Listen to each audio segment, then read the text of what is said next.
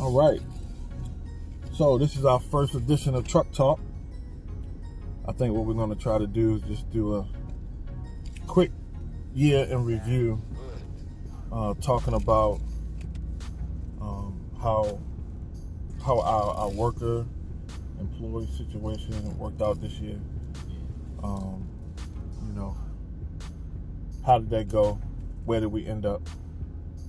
It's funny because it's very similar to how it is most years. Every year, it seems like it ends up, it's like a pattern almost. Would you say? Yeah. You know, it feels like a pattern. I think we're pretty much used to it.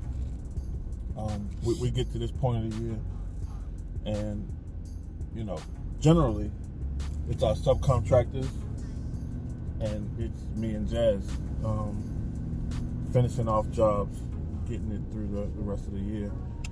And it's weird because I don't know, we're seeing that trend in the trades right now where people are like coming and going, people are moving.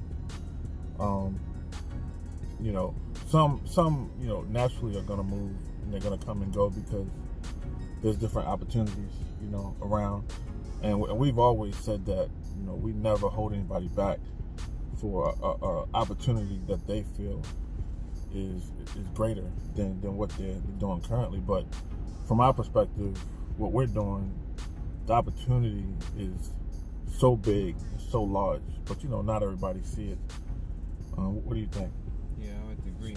And before we go too far into that, I would like to point out the fact of it's important as a company to reflect on what's happened throughout the quarter, throughout the year. And I think a lot of companies don't do that enough. And us as people, we need to do that as well, because it's a growing tool. It's a tool that is used and is there, but when not used, you stay stagnant in different formats. But yeah, I want to definitely, show importance to that, reflecting, going over mistakes, going over achievements, and seeing how you can do things better, faster, smarter, cheaper, all the way around. But yeah, I do see like it is a pattern to this hiring and firing, or hiring and letting go, or hiring and moving on employees, as well as subcontractors too. Subcontractors seem to come and go in this trade, but more so it affects us in a more so of the employee side, because that's more of, it has more to do with what you plan on doing in the future, and what it allows you to do in the time frames. When it's just Josh and I, the time frame is a little longer, but the job still gets done. But meaning, if you're on a bigger job and you have more employees, then you get things done faster.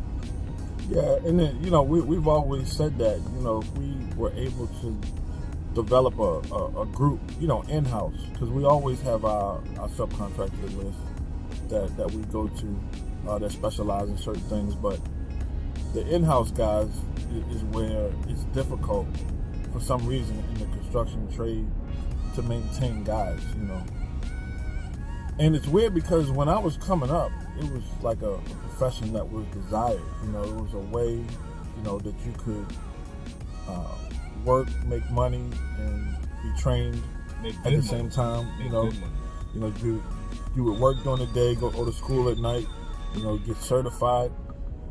It was a big deal, and now I just don't see it. I think people look at construction as like a last resort situation, when in turn there's a lot of money to be made in construction, and a lot of people don't see it. Yeah, there's several different trades, and once you learn a trade, nobody can take that from you. Once you know how to install a toilet, you know how to install a toilet. All those things are valuable that employees that learn, and I don't see take advantage of that Right. knowledge. Yeah, no doubt. And people just don't see it, or maybe the way it looks. But it's a great profession. I mean, I personally got into it because I enjoyed it. I've always been talented with building and using my hands, and it's always been fun. That's why I've always done it. But And for me, it wasn't always fun. It was more of my older brothers did it, my uncles did it, family did it, and it's something that we did during the summers. And it wasn't necessarily always fun. But once I got older and really got to appreciate something that was started to finish, is the thing that I enjoy. I like to see something from the start, and I love to see that finished product. That amazes me, and it also amazes the client. And that's the joy that I got from it, and that's what really attracts me to the trade. But the initial like of it, my initial experience with construction wasn't as of enjoyment. It was more of a job, a force, because my family was surrounded in it. Yeah, and I guess that helps too. Like, we come from a background of entrepreneurs or people that was high up, organized, locals, things like that. So we've always seen that pathway as a pathway of success. Back in the day, my grandfather worked with the union, worked for the union, and also built his own house, which was a big deal. I mean, to me, buying land, building a house, and creating something. So we've always been around it. And so it just was a natural progression, to move in that direction. But, just getting back to, the year and how our in-house employees went. We started the year, I think we had 1 or 2 employees. Yeah. Along with, us two, obviously. And I mean in-house, every day. And then it fluctuated. Like, we had 2 guys, and then we had a 3rd guy who worked 2 days a week, and he had another job. And that went on for a good period of time. To the point of they learned the trade to, the simpler things, painting, the basics, how we go about things, how, we work, and how we organize our tools and all those things. And it seemed like that's the ceiling that a lot of these employees get to. They get to that part where they're functional, able to work with Josh and I fluently, and it becomes a system. And Josh and I is excited because now I don't have to teach you how to cut in a wall or how we roll the wall. It's just, let's go do this project. And it seems to be the ceiling of where employees get to and decide to go a different direction. Yeah, and I do believe, along with that, what they start doing some side work on their own because they picked up some skills. But the long-term goal is like, man, you can learn so much more. Right. You can learn so much more, but it requires time. It requires effort.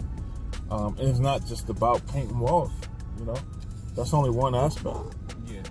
Which is the frustrating part, because we just get to the point to where, okay, we can put them on a job, a couple of guys on their own, and we can work over here. We can spread out a little bit, and then we revert back, And we can get more jobs. We feel, we can take on more work.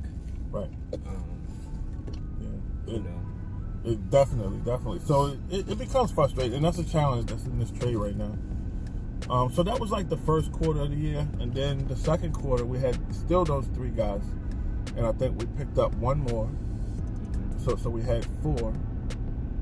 And at the same time, we had a group of guys that was working on another project. So another group of 5 guys were working somewhere else. So we were up to 9 in-house guys working, doing carpentry, flooring, or whatever the case.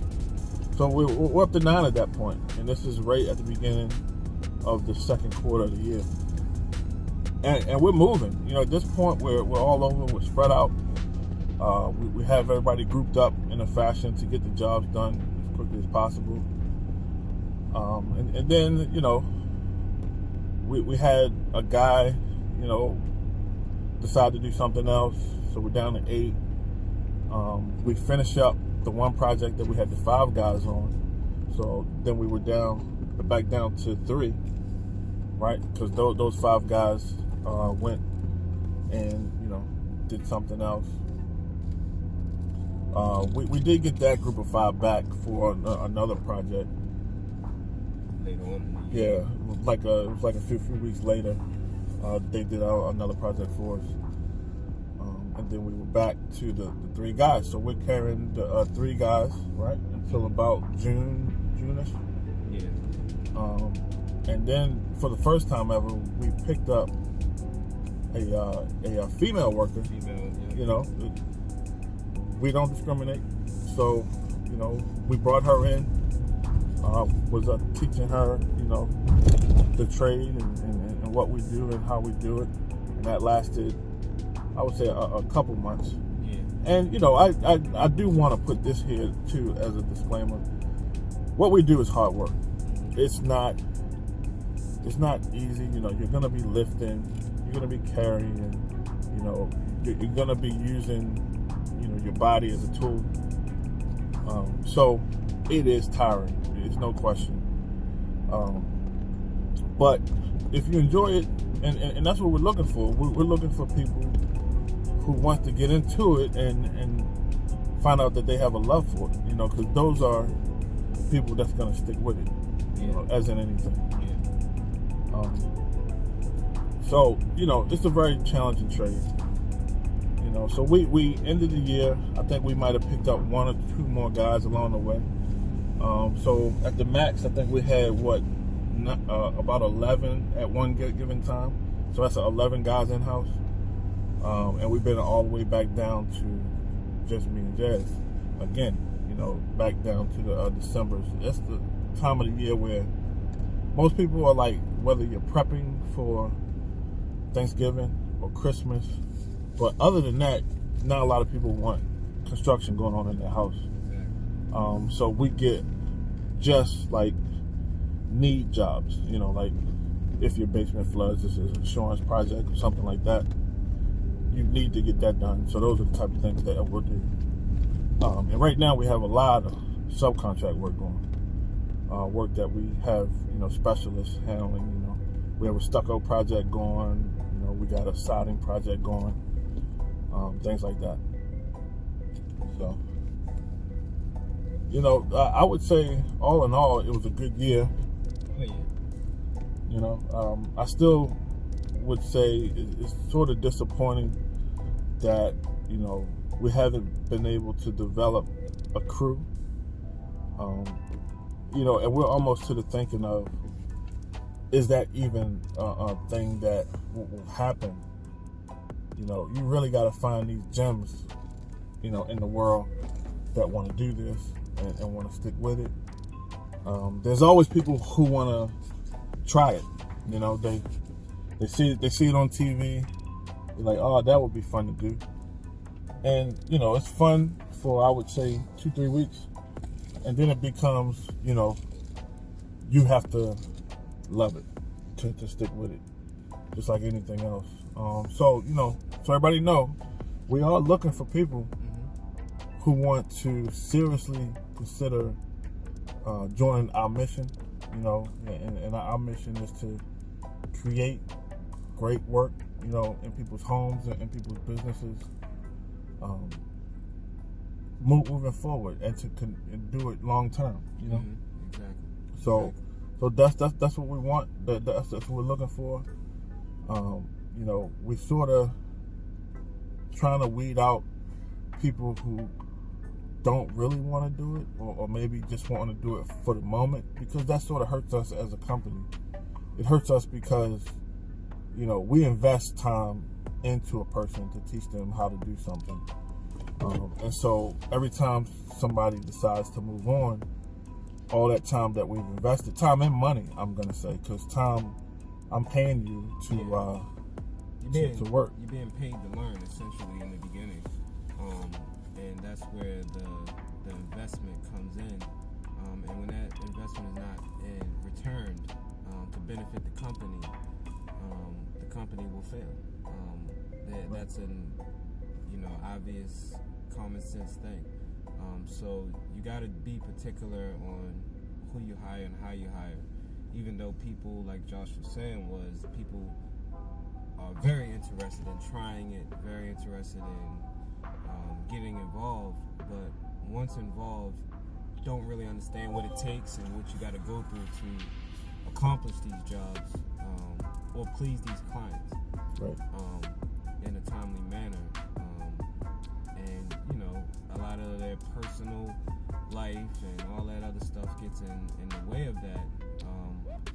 And because of, in this trade, in this business, you don't have a essentially set schedule. You have more freedom essentially to your schedule.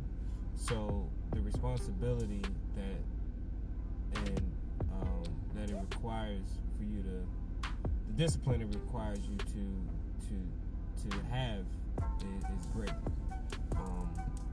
And to be able to balance your home life and working, it's all tough. It's a little easier when you're on a 9-to-5 job and you know you're working from this time to that time, and you get a call and all of a sudden it's a so-called emergency. On a 9-to-5 wouldn't be such an emergency. You wouldn't be trying to leave work, but when you don't have that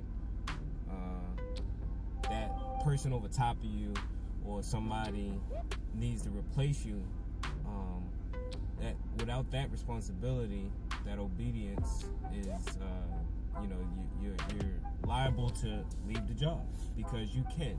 Yeah, it's easy. It's easier to leave the job because you can, right? There's nobody going to say, oh, no, that's not more important. We're all adults, and it's your business. You take care of it however you see fit.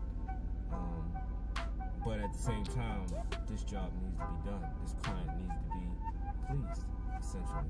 Right. In order for us to complete. And that's the major thing in this business. Yeah, you can start something, but can you complete it? Can you go through the process, the proper process, the proper steps to finish a job? Right, and again, that's what's important. You have to satisfy your client. Like I just said, there's a lot of freedom, and that is across the board in construction. It's a dog-eat-dog world. Not just at Springdale Construction. Like, we're one of the easier companies to work for because it's direct from us to the workers. But in construction, over the years, it's either it's known that it's not like any other job where you have so many sick days, you have holidays, you have this or that. In construction, if you show up, you get paid. If you don't show up, you don't get paid. And they're not going to be on your back. If you show yourself as a person who likes to leave, as Jess say, or come up with reasons why, and things do happen, and that's why there's flexibility.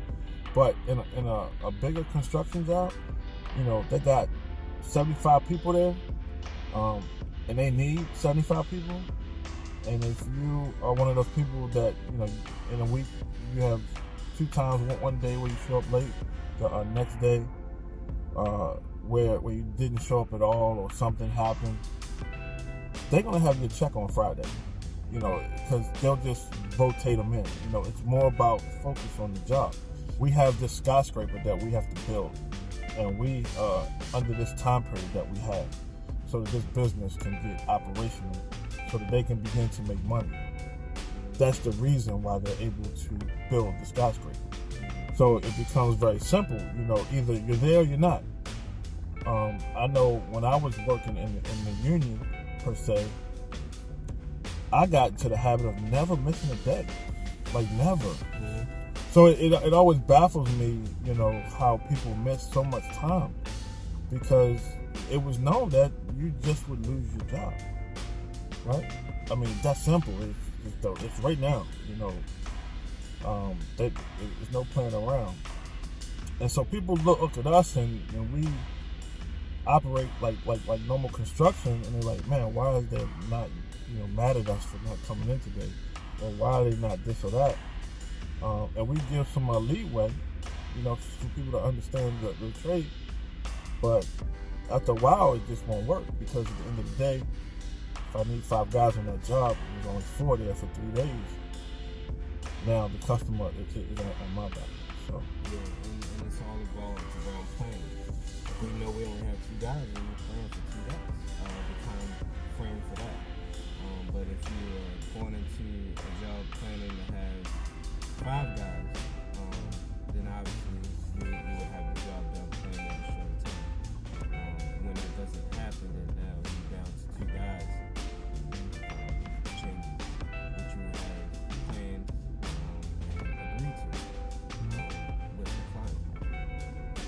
Yeah, and also it affects the schedule for future jobs, because you're trying to time these projects where when you end one, you know, you're going to start one. So the delays affect everything down the line.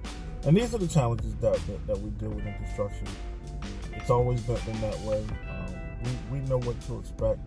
But at the end of the day, you know, when I got into this business, I had this vision of being able to develop a crew of guys that can just go in and wipe jobs out and complete them at a high level, you know, higher than what I see in the trade.